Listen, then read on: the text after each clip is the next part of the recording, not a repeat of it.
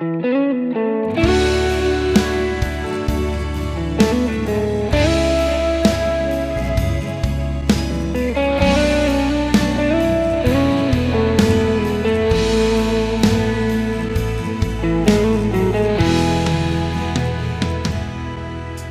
มฝันของเรามันต่างกัน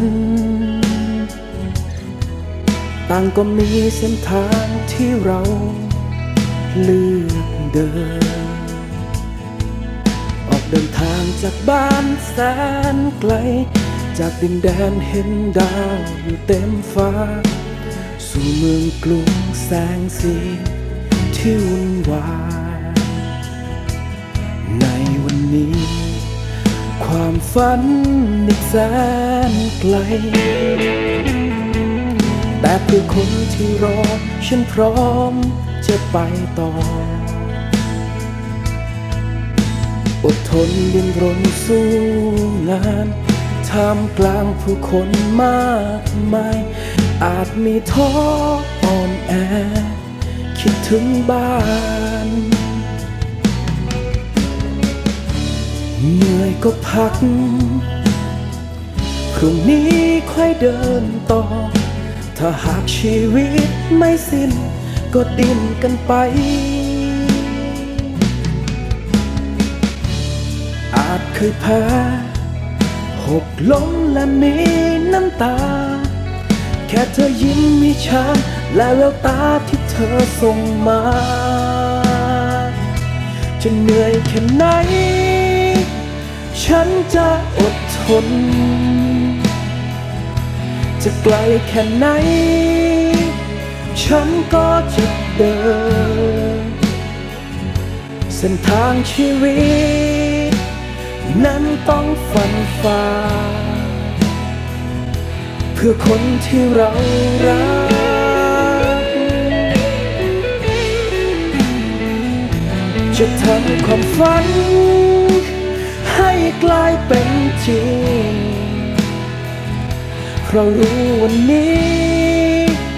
ฉันยังมีเธอเฝ้ารอวันนั้นที่ฉันนั้นจะกลับไปหาเธอ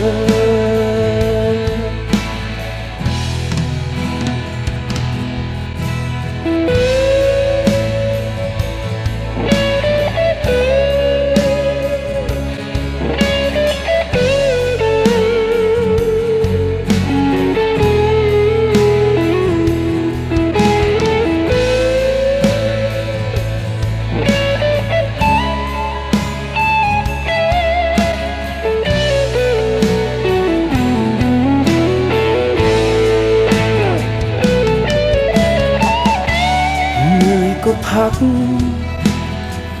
พรุ่งนี้ค่อยเดินต่อถ้าหากชีวิตไม่สิ้นก็ดิ้นกันไปอาจเคยแพ้หกล้มและมีน้ำตาแค่เธอยิ้มให้ฉันและแววตาที่เธอส่งมาจะเหนื่อยแค่ไหนฉันจะอดทนจะไกลแค่ไหนฉันก็จะเดินเส้นทางชีวิตนั้นต้องฟันฝ่าเพื่อคนที่เรารักจะทำความฝันให้กลายเป็นจริงเพราะรู้วันนี้ฉันยังมีเธอเฝ้ารอวันนั้นที่ฉันนั้นจะกลับไปหาเธอ